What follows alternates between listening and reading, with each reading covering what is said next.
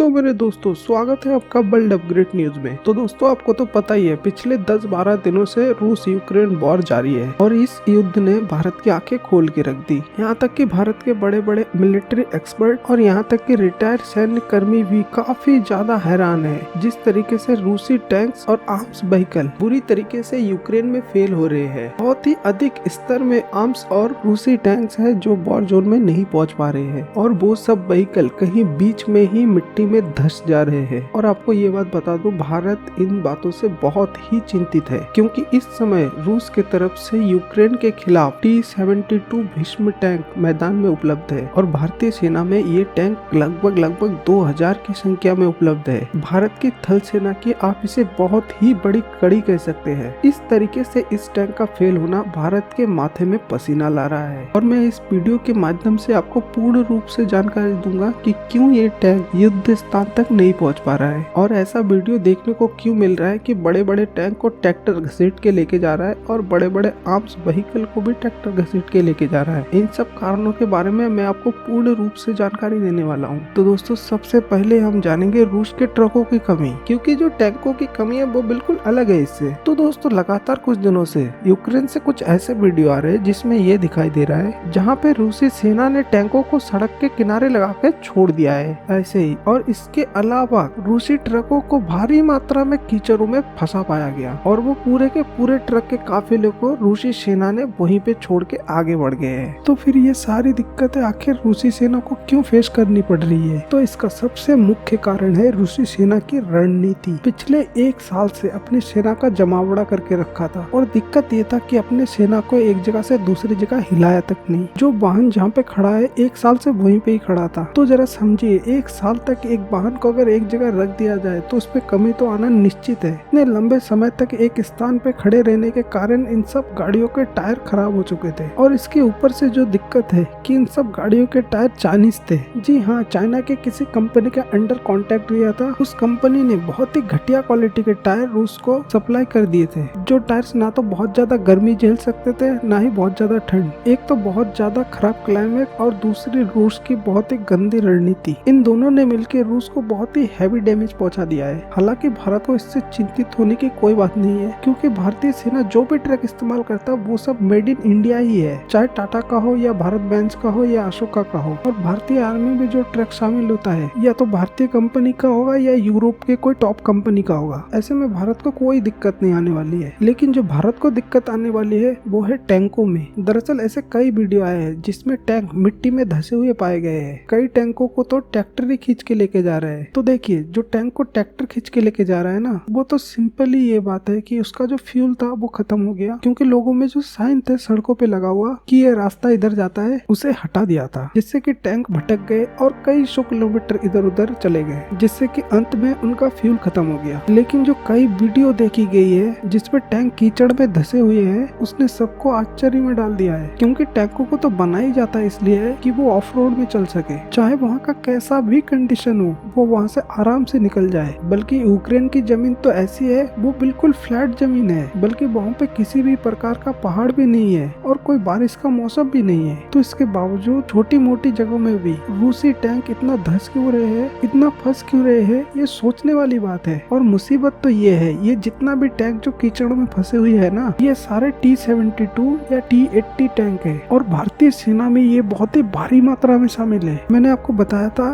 कि ये T-72 tank Bharat में लगभग 2000 की संख्या में उपलब्ध है और ये दिक्कत पहली बार नहीं आया है। आज से 1-1.5 साल पहले जो युद्ध हुआ था ना अर्मेनिया और अजरबैजान में, उस समय भी ये जो T-72 टैंक था ना अर्मेनिया की तरफ से, वो बहुत ही बुरी तरीके से हारा था। इसीलिए जो रूस के टैंक बार बार फेल हो रहे हैं, ये भारत के लिए बहुत ही चिंता का विषय है और इससे बचने का बहुत ही बेहतरीन तरीका है और इससे बचने का सबसे आसान तरीका है कि भारत बहुत ही तेजी से खुद का स्वदेशी टैंक बनाना शुरू कर दे। तो दोस्तों, आपको क्या लगता है, भारत को स्वदेशी टैंक बनाने के ऊपर ज्यादा ध्यान देना चाहिए? आप हमें कमेंट में जरूर बताएं। तो दोस्तों, हमारे साथ जुड़ने के लिए आपको तहे दिल से धन्यवाद।